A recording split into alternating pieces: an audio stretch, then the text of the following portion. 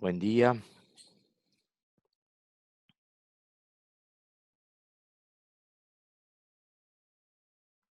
Hola a todos. Espero que me estén escuchando. Les agradecería si me confirman si se escucha bien. Así podemos empezar y si ven bien la pantalla para que arranquemos con la teoría de esta unidad número 14 para arquitectura, unidad número 7 para los chicos de redes.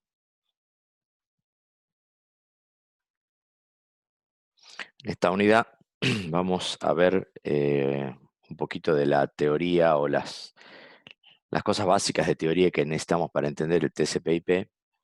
Sin ninguna duda, para esta unidad la práctica es fundamental, así que estos datos básicos que tenemos le van a servir para desarrollar la parte muy importante de la práctica en este caso. Le agradezco que me confirmen si se escucha, así voy arrancando porque si no nos quedamos sin tiempo de estas reuniones limitadas de Zoom. Bueno, bárbaro, gracias por el feedback. Bueno, empezamos hoy, unidad número 14. El título de esto es Protocolo TCP/IP y Subneteo. Una mínima historia, digamos. El protocolo TCP/IP nace como una necesidad de comunicación de sistemas Unix, así que está basado en ese sistema operativo, allá por los años 70, y el objetivo de su creación fue tener un protocolo que pueda ser lo suficientemente robusto para que en lo posible no se aborten las comunicaciones, considerando que las redes en ese momento no eran de lo más robustas. Así que básicamente se creó con ese objetivo. O sea, es importantísimo el tema de los reintentos, el tema de todo, la corrección de errores y todas esas cosas que ya estuvimos viendo un poquitito.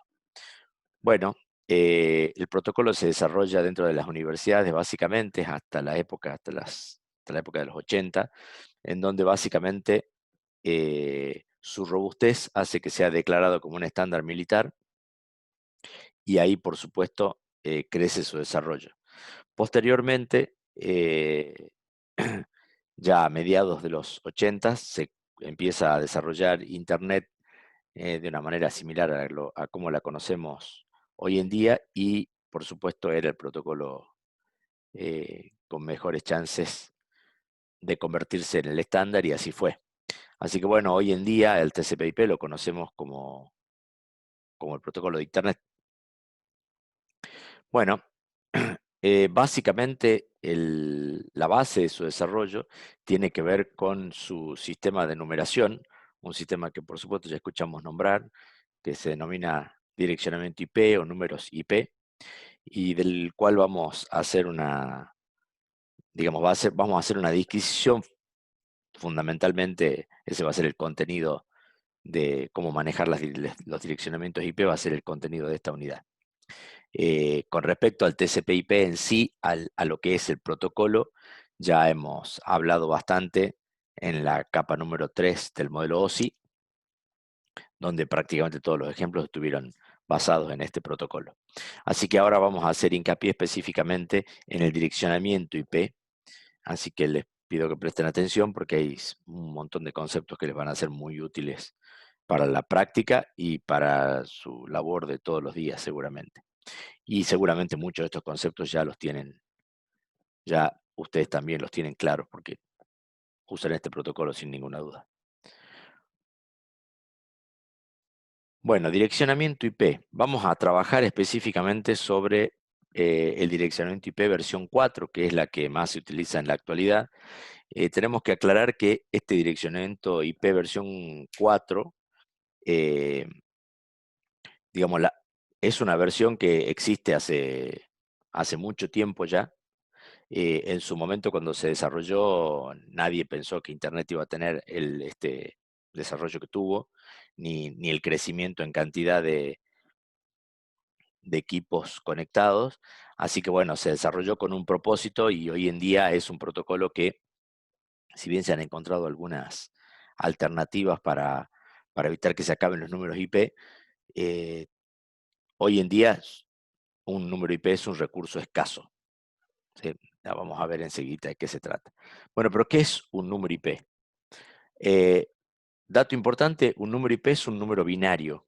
¿Sí? Muchos estamos acostumbrados a ver el número IP como un decimal separado por puntos, pero desde el punto de vista formal y para el uso interno de los protocolos de redes, el número IP es un número binario de 32 bits.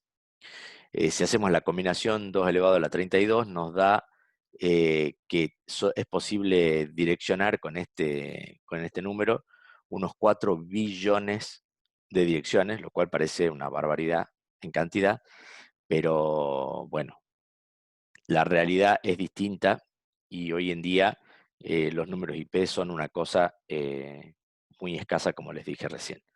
Bueno, ¿por qué lo vemos como un decimal? Bueno, básicamente por una cuestión de nomenclatura. Es decir, a nosotros, por supuesto, nos resulta más sencillo recordar un número decimal y sobre todo un número decimal si es cortito.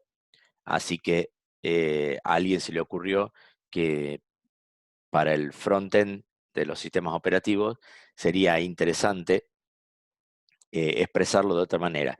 Entonces es que aparece este sistema esta forma de expresar los números IP, en donde se toman de los 32 bits, se dividen en 4, ¿sí? En 4 bits, 4 partes de 8 bits, 4 octetos, y se convierte ese octeto a decimal. Como sabemos, con 8 bits podemos tener un rango que va de 0 a 255 decimales. ¿Está? Pero tenemos que saber internamente que ese punto no es parte del número IP, sino que simplemente es una forma de nomenclatura para que sea más sencillo recordarlo. Otra cosa interesante con respecto a la nomenclatura es que normalmente se suelen obviar los ceros que están delante del número decimal, como en este ejemplo que vemos acá, donde el 0 que aparece delante del 10 y acá los dos ceros que aparecen delante del 1,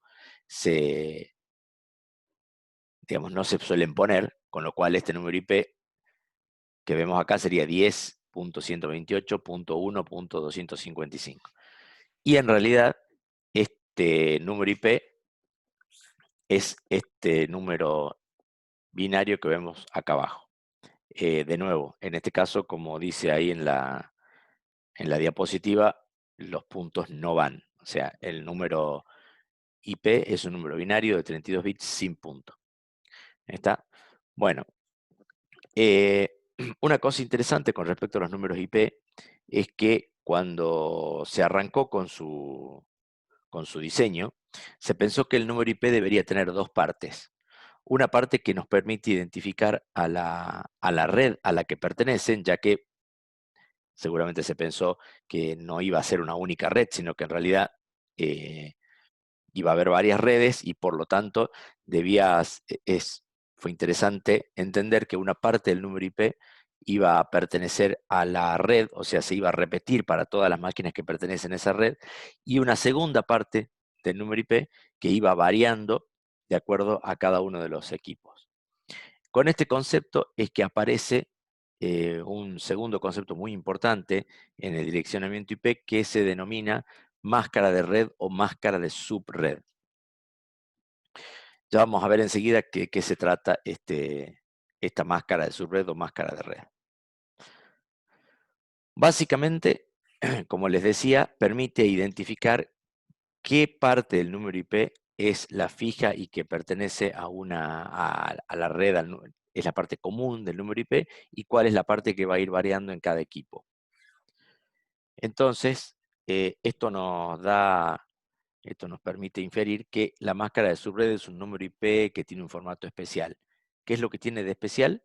Bueno, en principio tiene 32 bits, en ese sentido no tiene nada especial con respecto al número IP, pero sí lo que tiene de especial es que tiene todos los valores 1 hacia la izquierda y todos los valores ceros hacia la derecha.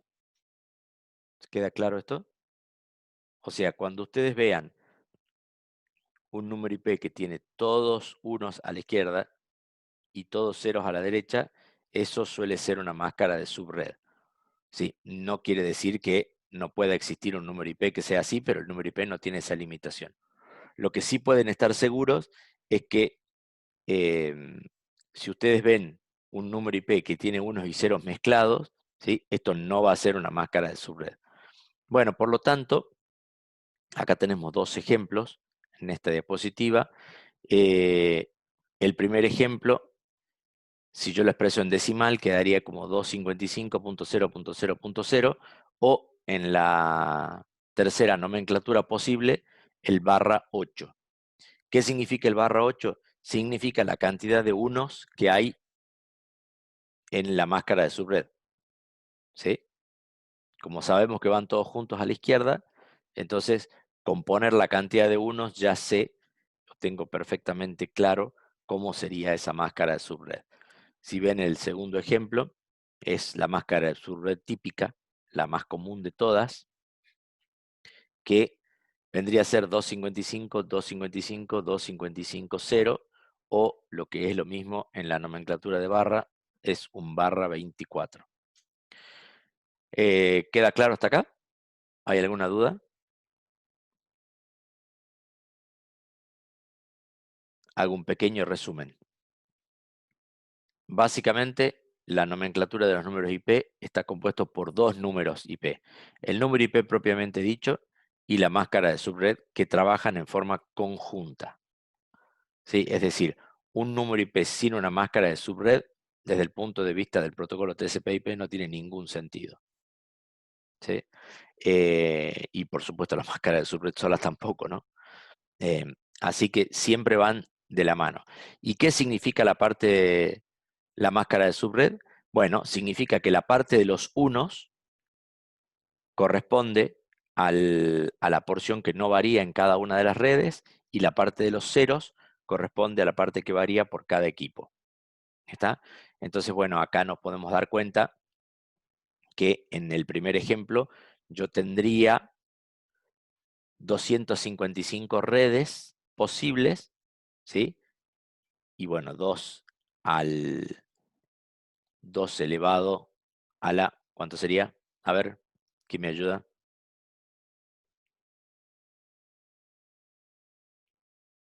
2 elevado a la 24 equipos posibles. Bueno, en el otro extremo sería, como les decía, la máscara más común, eh, donde yo tengo solamente 255 equipos y todo el resto son la cantidad de redes que yo podría configurar con esta máscara de subred. Bueno, eh, u- como ustedes saben, no sé si lo saben, pero dentro del protocolo TCP/IP o del sistema de direccionamiento IP, tenemos dos valores que son valores reservados, ¿sí? Para propósitos especiales. Dentro de un rango de IP yo voy a reservar siempre el primero de ellos, ¿sí? Que se va a llamar dirección de network, y el último de ellos, que se va a llamar dirección de broadcast.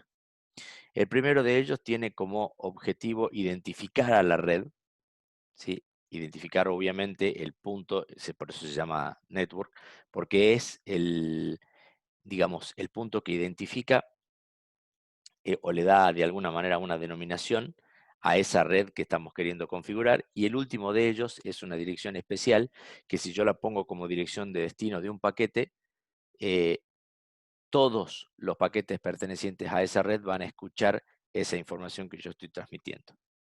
Así que, bueno, básicamente ahí, y viendo explícitamente la teoría, no se asuste porque en la práctica hay métodos más simples que esto, pero para calcular el número, esos dos números, ¿sí? Necesito, fíjense, el IP y la máscara de subred.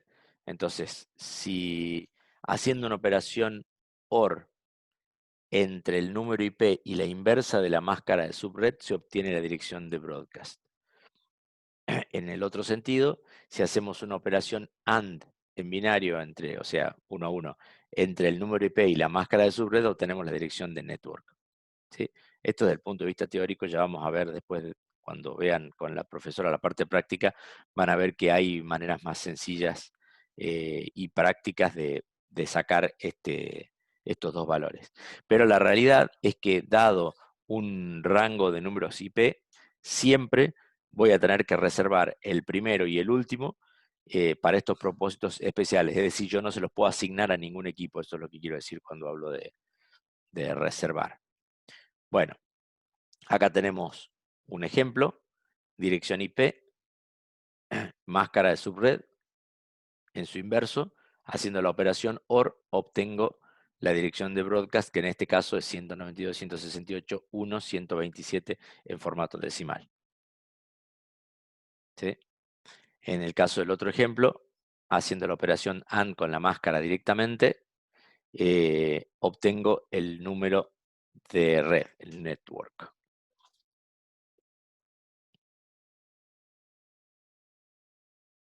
Bueno, uno de los principales problemas con los que se encontró el ICANN, que fue de alguna manera es la entidad que se ocupa de distribuir los números IP, esto recién por allá por el año 82, como les dije, cuando esto se empieza a crecer, la cantidad de números IP se empiezan a distribuir para Internet, y entonces hacía falta algún esquema de distribución.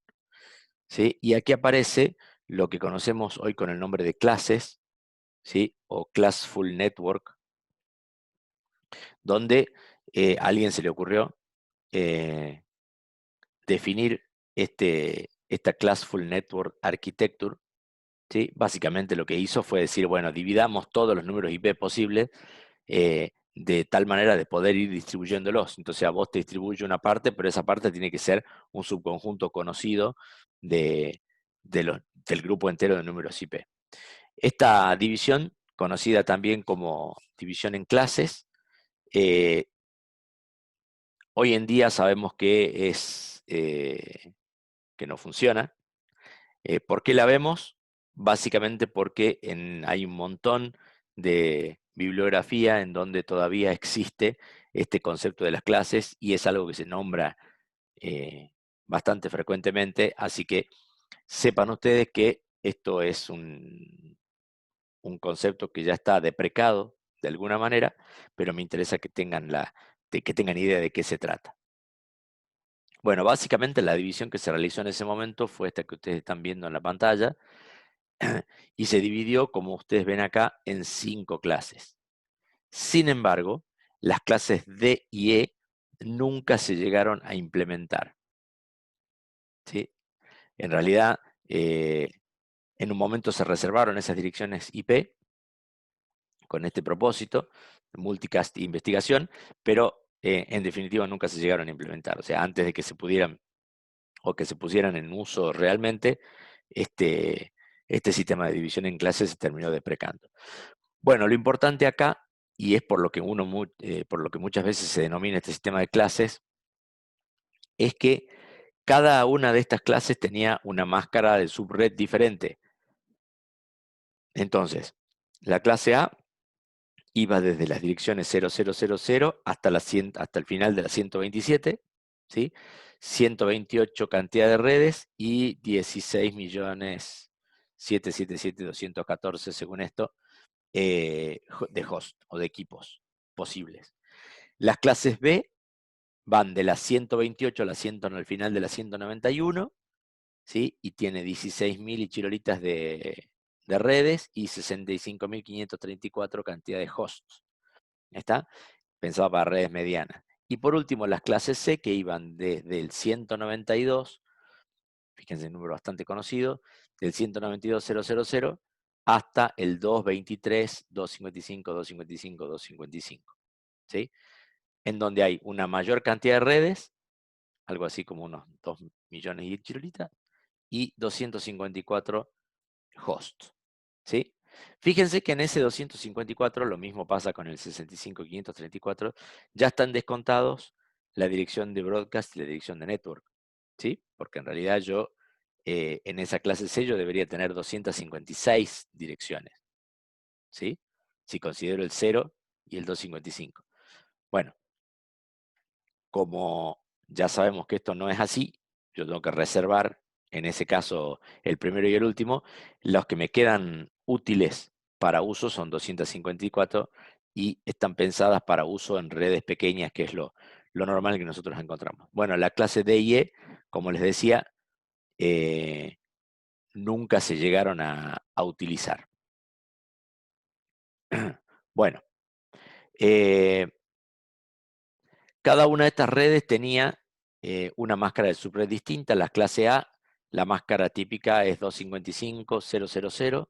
Las clases B, 255.255.00. Y las clases C, 255.255.255.0. Esta es la razón por las cuales cuando yo miro la máscara de subred se suele hablar de una clase A, una clase B, una clase C. ¿Está? Porque son las tres máscaras típicas, ¿no? ¿Se entiende hasta aquí? ¿Se entiende esta fotito que se ve acá? Bueno, entonces, concretamente las clases tienen dos divisiones. Por un lado está la división de los números y por otro lado la máscara. ¿Sí? Son dos cosas las que definen a la clase. El rango del número y la máscara de subred. ¿Por qué les digo esto? Porque es bastante típico si yo encuentro y digo, bueno, si yo tuviera que definir un número IP, supongamos, ¿sí? 128.75.45.32 y le pongo una máscara 255, 255, 255, 0, ¿sí? Y estoy hablando de que tengo una clase C, ¿sí? Bueno, no, en realidad eso no es una clase C. Eso es nada, digamos, no está dentro de la división en clases, ¿sí? Pero se suele escuchar bastante frecuentemente cuando se usa esta máscara de acá, que se habla de una clase C. Pero bueno, ustedes tienen que tener bien clarito que el sistema de división en clases tenía dos dimensiones, digamos. Por un lado el número y por otro lado la máscara. Bueno, recién por allá por los 90, digamos, cuando empezaron a escasear, el crecimiento de Internet hizo que se empiecen a tener problemas para distribuir los números IP. eh, empezó a haber digamos, una corriente indicando, bueno, no puede ser que empresas como AT&T, que normalmente eran las depositarias de las clases A, tengan un montón de direcciones IP que no estaban usando. Y por otro lado, había empresas pequeñas que no tenían direcciones IP disponibles, porque ya se habían entregado todas las clases C, todas las clases B y todas las clases A. Entonces, empezó a haber una movida muy importante a nivel de los estamentos organizativos, ¿sí? De la distribución de números IP, en donde se pasó a un segundo esquema completamente distinto. Ese esquema se denominó CIDR, que significa, es el acrónimo de Classless Interdomain Routing, donde básicamente el cambio grande fue que se dejan de utilizar las máscaras principales, ¿sí? Esas 255 con todo cero, 255, 255 y los otros dos ceros, y triple 255, 0, que serían las máscaras básicas, por decirlo de alguna manera, y se empiezan a utilizar máscaras que tienen múltiples máscaras de longitud variable, ¿sí? Entonces, ya no tengo solamente barra 8, barra 16 y barra 24, como en el caso de las clases, sino que puedo tener barra 21, barra 24, barra 27, bueno, lo que se me ocurre, ¿sí? Y se denominó, para hacer notar la diferencia, classless, o sea, sin clases, ¿sí? Esto permitió hacer distribuir porciones de dirección IP de acuerdo a las necesidades de cada una de las empresas. O sea, necesitas 8, te doy 8.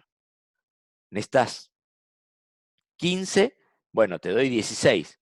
Pero, digamos, la idea es que sobre poquito, ¿se entiende?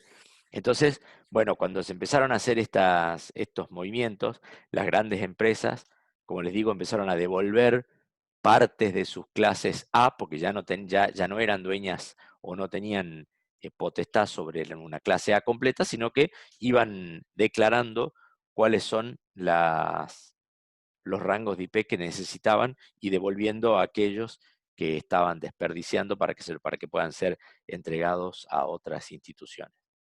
Bueno, esto mejoró mucho la situación y claramente se empezaron a distribuir de forma mucho más ordenada, ¿sí?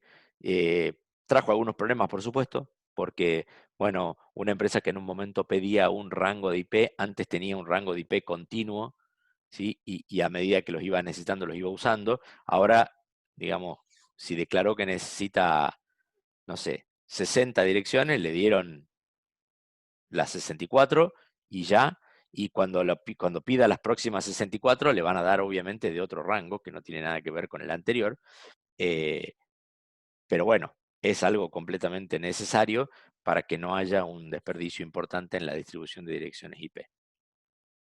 Bueno, como se imaginarán, la notación de barra XX para las máscaras es mucho más útil para este tipo ¿sí? Para este tipo de distribución. Bueno, algunos ejemplos, ¿sí? 192.168.1.0 barra 21, ¿sí? Si ustedes convierten ese barra 21 en una máscara de subred, se van a dar cuenta que estamos hablando de 255, 255, que son los primeros 8 bits, los segundos 8 bits, que tenemos, ahí vamos 16 ya, y este 248, que representa los 5 bits con 1 que faltan para el barra 21. Lo mismo pasa con el segundo ejemplo, que es un barra 18. ¿Sí? Si convertimos a notación decimal de máscara, sería 255, 255, 192, 0. ¿Cómo vamos hasta ahí? ¿Se entiende lo de las nomenclaturas? ¿De las máscaras? Habiliten los micrófonos, escriban en el chat, pero me gustaría saber si hay alguna duda con respecto a esto.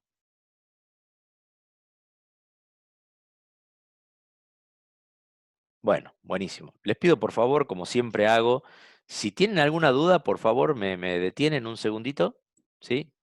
Sería ideal que habiliten los micrófonos como para que yo me entere, porque a veces no estoy mirando el chat.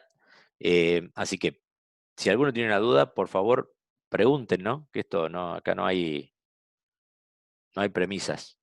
Cualquiera puede tener una duda. Bueno, dentro de las direcciones IP, eh, una de las cosas que se dieron cuenta durante esta distribución es que muchas empresas o instituciones empezaban a usar las direcciones IP para redes que eran privadas y que no tenían ningún tipo de conexión con el exterior ni con el resto de Internet. Entonces, pareció una buena idea, de hecho lo fue, designar una serie de direcciones IP como direcciones privadas, ¿sí? Específicamente para este tipo de uso, como para, si yo tengo que configurar una red interna de mi empresa, de mi institución, que no tiene ninguna conectividad con el exterior, puedo usar un rango de direcciones IP que yo sé que no va a estar siendo usado por ningún servidor o ningún destino al que yo en algún momento quisiera alcanzar. Entonces, básicamente es un conjunto de direcciones IP que se reservaron por convención, ¿sí? O sea, alguien dijo, de aquí hasta acá van a ser privadas, ¿sí? Y ustedes se preguntarán, ¿y cómo hizo este señor para que le den bolilla? Porque yo puedo decir que de aquí o allá son privadas, pero eh, si nadie lo respeta, no, no funciona. Bueno, por eso les digo que fue una cuestión hecha por convención. Y básicamente para obligar a que se respete esta convención, es que le pidieron a todos los fabricantes de ruteadores, acuérdense que los ruteadores son esos equipitos que se utilizan para ir conectando subredes e ir conectando enlaces y que los paquetes puedan ir moviéndose desde desde un punto al otro de la red. Entonces, dentro de la configuración básica o preconfiguración de un ruteador, lo primero que hay es una regla que dice si aparece en alguna dirección de un paquete que vos manejes alguna de este conjunto de direcciones, simplemente dropealo, ¿sí? O sea, simplemente lo descarta. Entonces, bueno, esto hizo que poner una dirección privada en una red pública no cause prácticamente ningún efecto porque las posibilidades que hay es hasta el próximo ruteador. ¿Sí? En el próximo ruteador ese paquete se descarta y no llega a ninguna otra parte de la red. Así que básicamente se hicieron, digamos, fue un hecho sin demasiados problemas esto de declarar las IPs privadas. Y realmente son de mucha utilidad. Bueno, como les decía al principio, estas direcciones privadas se inventaron en su momento para redes que no tenían ningún tipo de conectividad. En el futuro, por supuesto, empezó a pasar que estas redes privadas, que yo ya tenía todas configuradas, se empezaron a conectar. ¿Sí? Entonces ahí surgió un gran problema, básicamente porque ahora yo necesito direcciones IP públicas, ¿sí? Para poder conectar todos estos equipos que yo tenía configurados con direcciones privadas a una red pública. ¿Está? Y el problema es que no había o no iban a alcanzar. Entonces, alguien eh, inventó o desarrolló lo que hoy conocemos como NAT, que está ahí escrito también, y que es el acrónimo de Network Address Translation o traducción de direcciones IP. Y es un algoritmo a través del cual yo puedo conectar una red con IPs de tipo privadas a una red pública haciendo uso de una sola dirección pública. ¿Está? Entonces, en mi router de borde, ¿sí? En el borde en donde yo conecto la red privada con la red pública, ¿sí? En el caso, el ejemplo más típico es la red o la mini red que ustedes pueden llegar a tener en sus casas. Si ustedes tienen dos máquinas conectadas o dos celulares conectados a un ruteador que los conecta a Internet, dentro de ese ruteador, ustedes por supuesto, internamente si miran la dirección del dispositivo, van a ver que es una dirección privada. Pero, ¿cómo hace esa dirección privada para conectarse al mundo público, al Internet público? Básicamente haciendo uso de este algoritmo de traducción de direcciones IP, que digamos, en resumidas cuentas, lo que hace es a cada paquete que sale del ruteador, que atraviesa la frontera, o sea, que tiene como destino una, una dirección pública, le cambia la dirección de origen por una dirección pública, explícitamente por la dirección pública esa única que yo tengo en mi ruteador.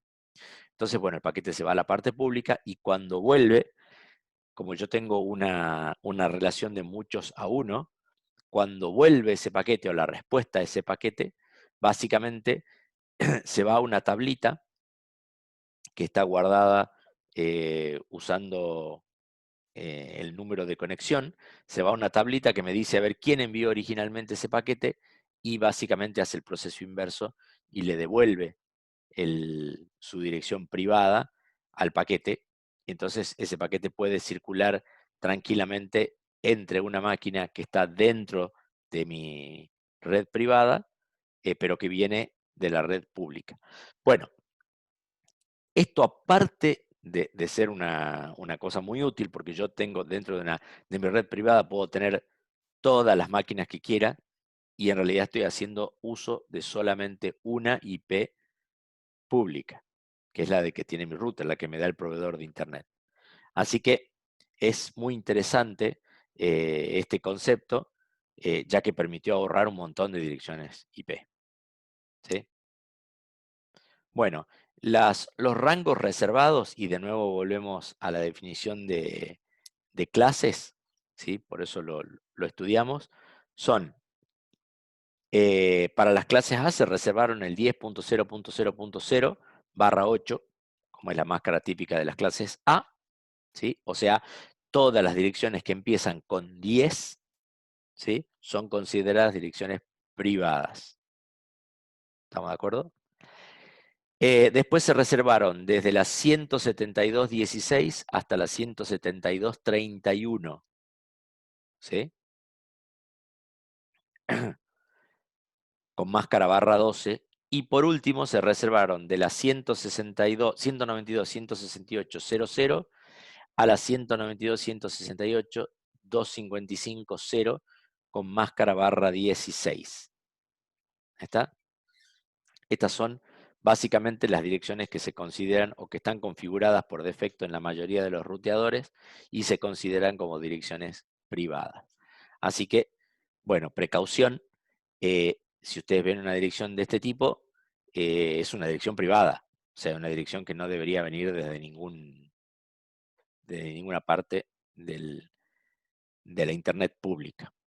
¿Está? ¿Preguntas hasta acá?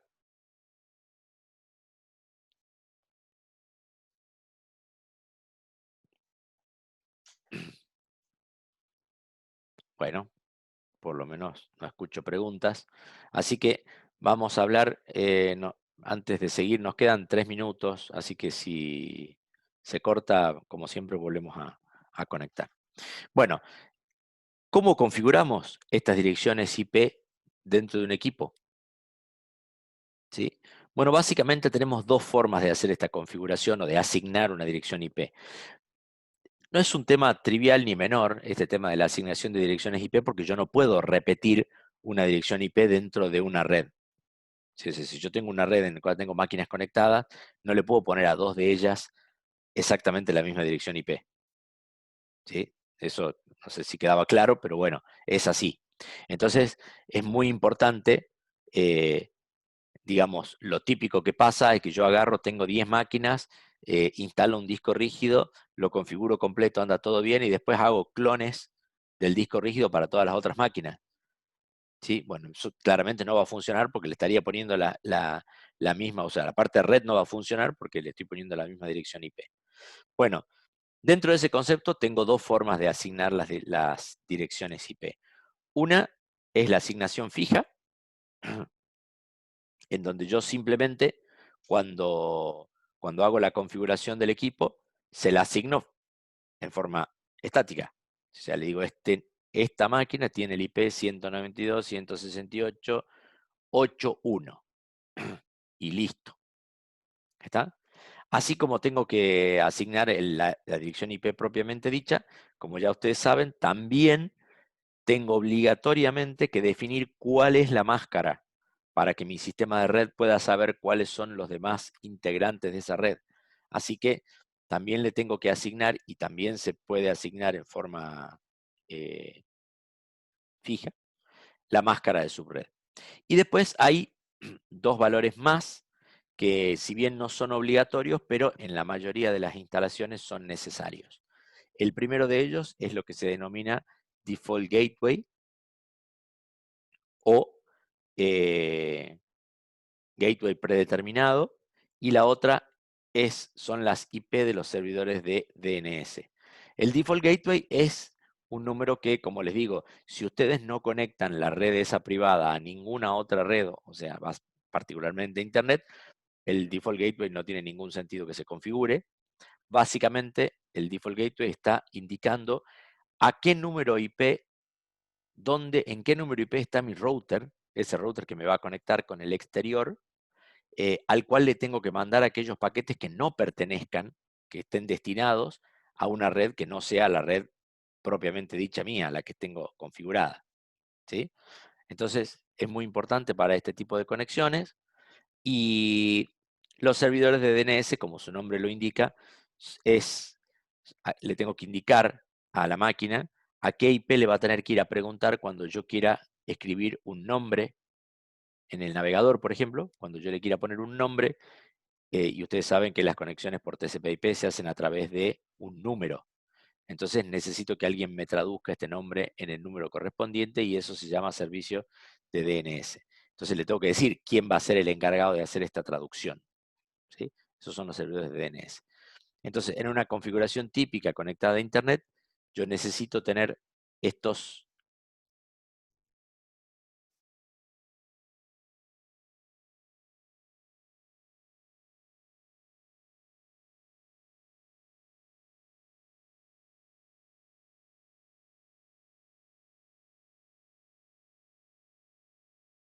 Bueno, espero que se conecten de nuevo. Arranco con la segunda parte de los 40 minutos que nos da Zoom.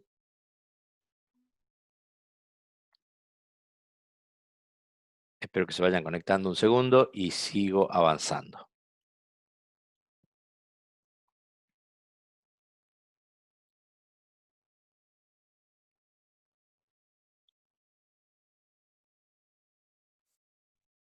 Estábamos hablando de los códigos ternarios y M-arios,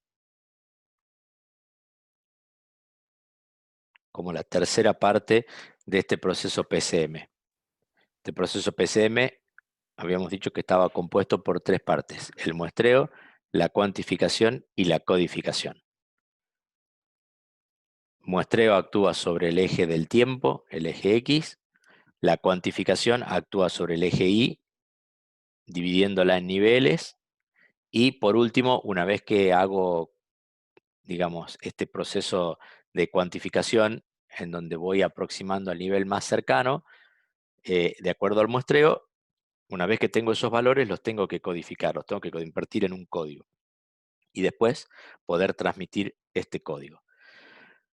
Los códigos, como les decía, pueden ser códigos binarios, códigos ternarios o códigos M-arios en general, cuya forma de trabajar es bastante parecida a la de los ternarios.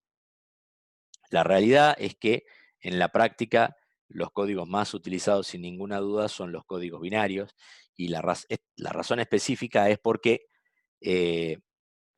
tener una corrección de un error en un código binario es mucho más sencillo porque tengo dos posibilidades: o es 1 o es 0.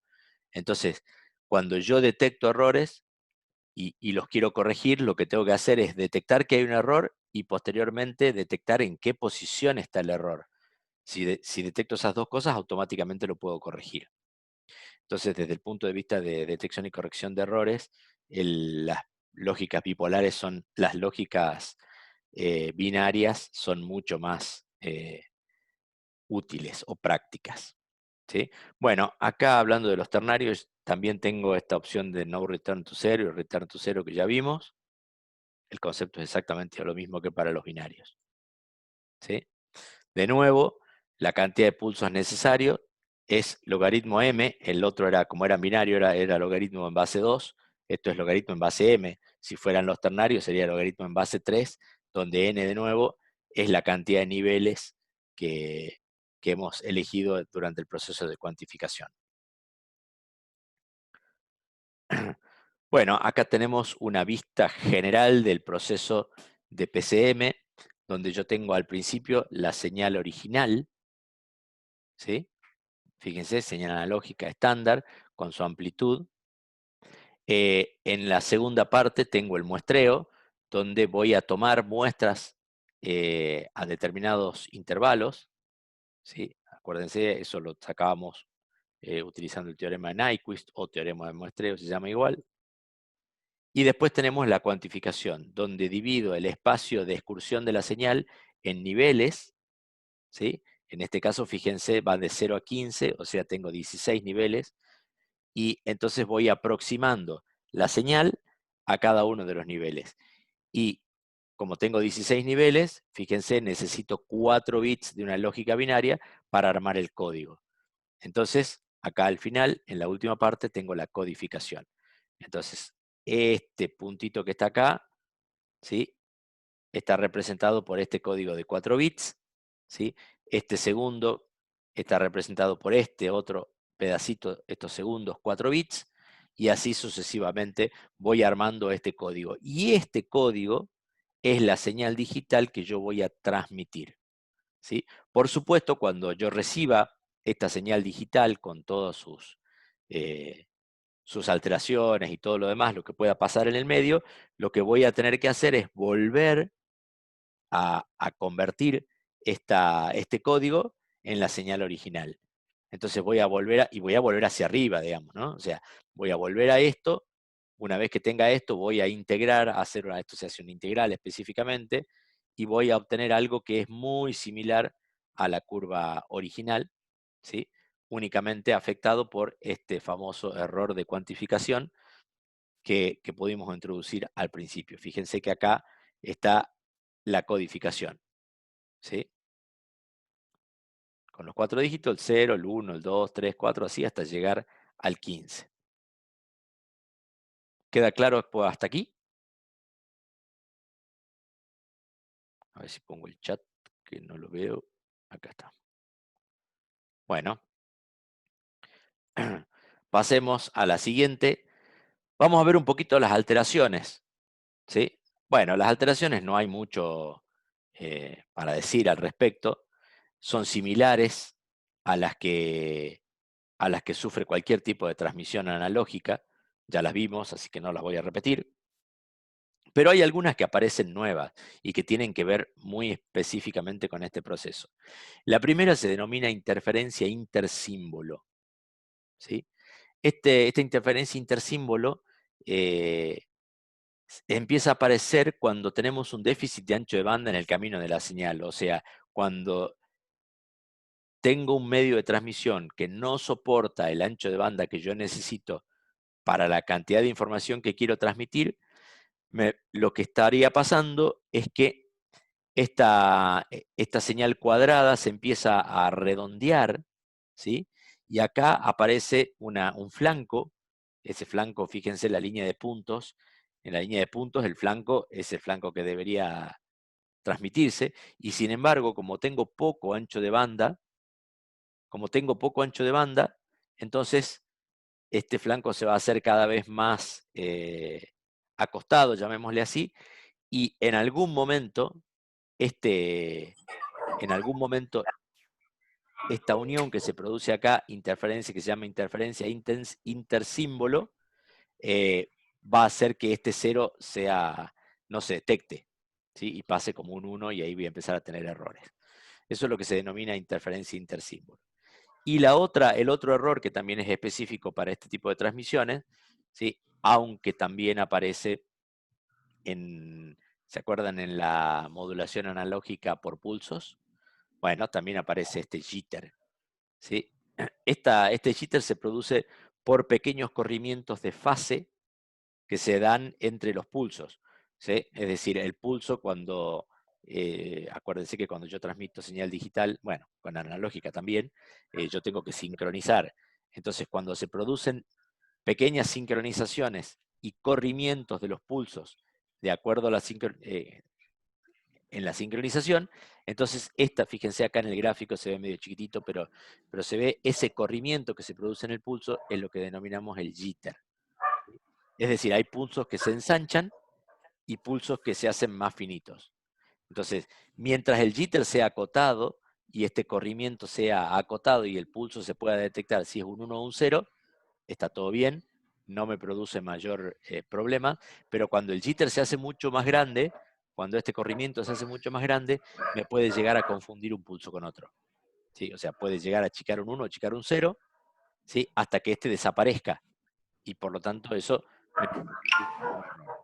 Bueno, son las dos alteraciones nuevas que aparecen cuando yo transmito esta señal digital, ¿sí? Que son lo único diferente con respecto a las otras. Las otras alteraciones son las mismas, ¿se acuerdan? O sea, la atenuación va a seguir estando, o sea, el nivel del pulso, ¿sí? La amplitud del pulso va a empezar a disminuir a medida que vaya transcurriendo en el medio, así que yo, para poder transmitir a largas distancias, necesariamente voy a tener que regenerar las señales digitales, lo cual es bastante sencillo, ¿no? En el medio, si no quiero verme afectado por la atenuación en distancias grandes, ¿sí?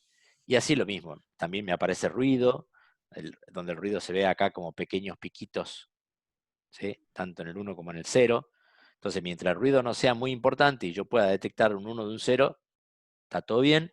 Si el ruido se empieza a ser importante, entonces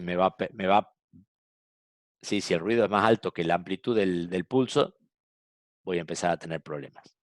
¿sí? Pero básicamente las alteraciones son exactamente iguales. Bueno, errores de transmisión, lo que les acabo de mencionar hace un momento. ¿Qué significa un error cuando hago una transmisión digital? Bueno, que un 1 se me convierte en un 0 o que un 0 se me convierte en un 1.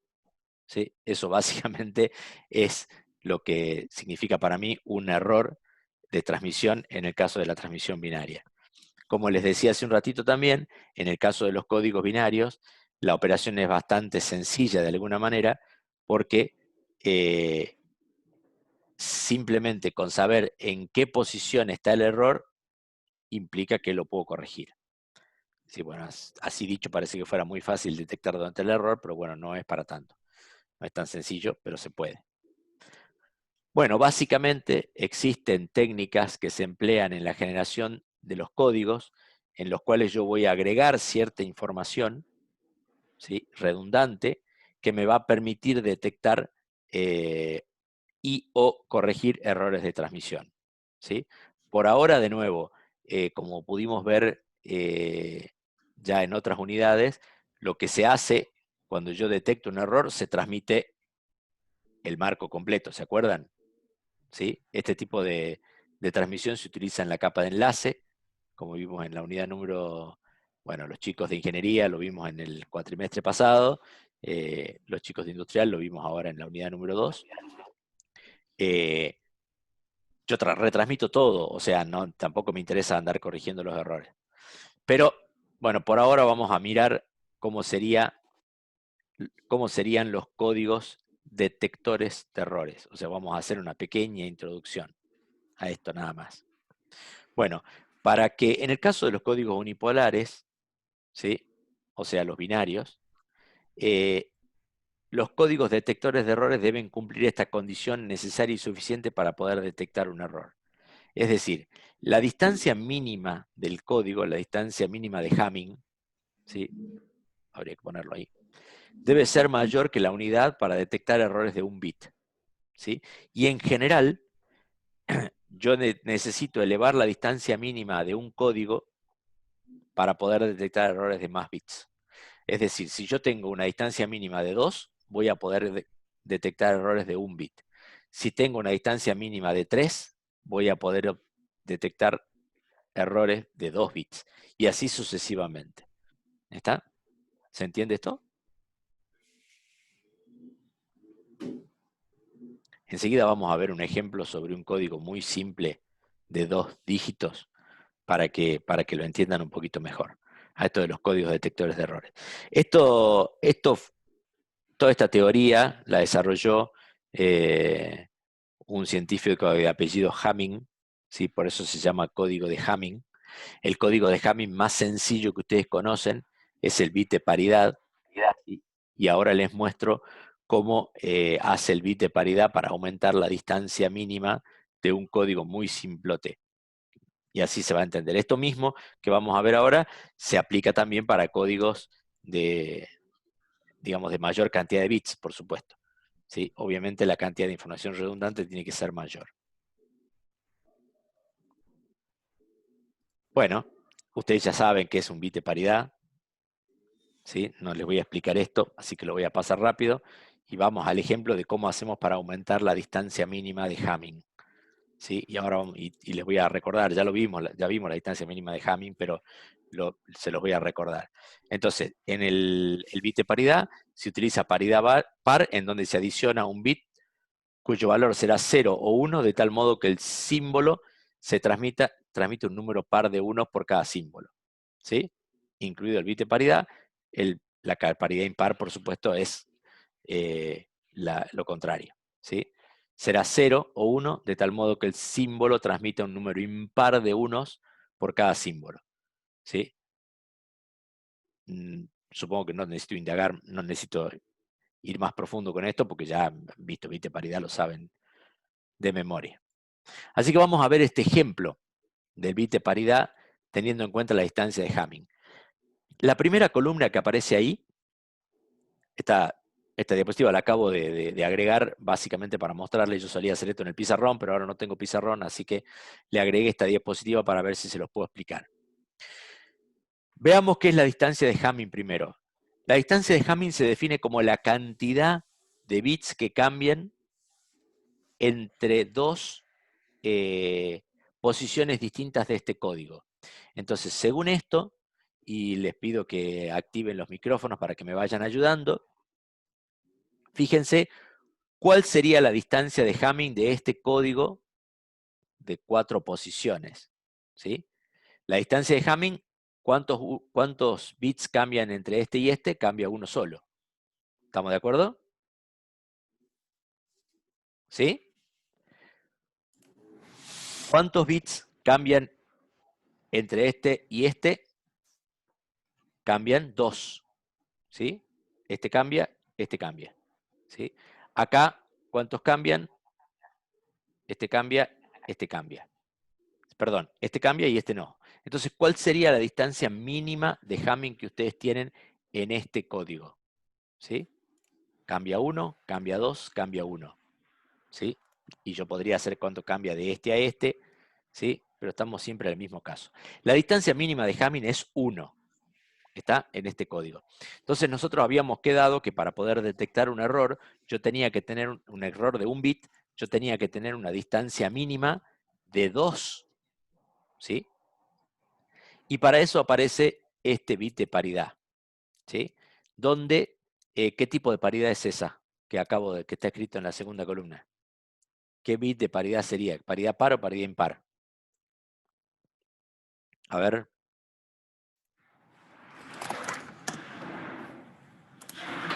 Es paridad par. Perfecto. ¿Sí? Esto es una paridad par. Entonces, acá tengo 0, entonces va 0, acá va 1 para tener dos unos, número par, acá también, y acá también va 0. ¿Sí? Entonces, si ahora yo vinculo y hago un código con estos tres, fíjense cuál es la distancia mínima que tenemos ahora. Entre este código y este código, ¿cuántos cambian? 2. ¿Sí? Entre este código y este código, ¿cuántos cambian? También 2. ¿Estamos de acuerdo con eso? Y si empiezo a ver todas las combinaciones posibles de este código, me voy a dar con que la distancia mínima de Hamming de este nuevo código de 3 bits, con el agregado del bit de paridad, la distancia mínima es 2.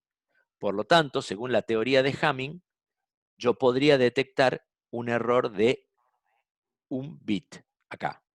¿Sí? Entonces, si yo tomo y cambio un bit acá, ¿sí? Le pongo un 1 acá, me voy a dar cuenta que el código que yo obtengo ya no pertenece a mi universo de códigos. ¿Sí? Sería 010. El 010 no está en ninguno de estos. Y por lo tanto me voy a dar cuenta que es un error. ¿Se entiende intuitivamente cuál es el concepto de la distancia mínima de Hamming?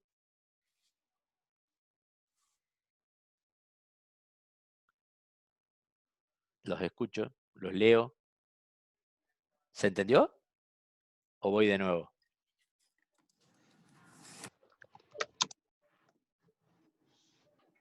Buenísimo. Bueno, se entendió. Bueno, esto es el ejemplo más simple y lo uso justamente, lo hago simple para que se entienda este concepto de la distancia mínima de Hamming. Pero todos los códigos detectores de errores se basan en este concepto.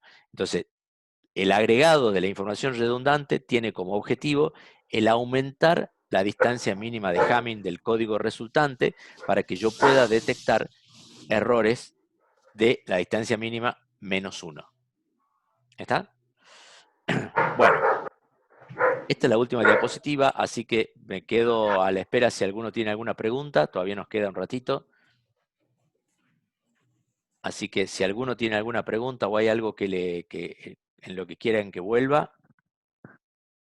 a disposición.